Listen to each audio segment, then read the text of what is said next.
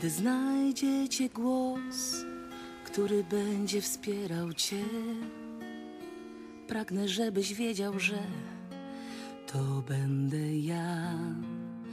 A gdy czuła dłoń da przyjazny znak, wskaże dobry szlak, to będę ja.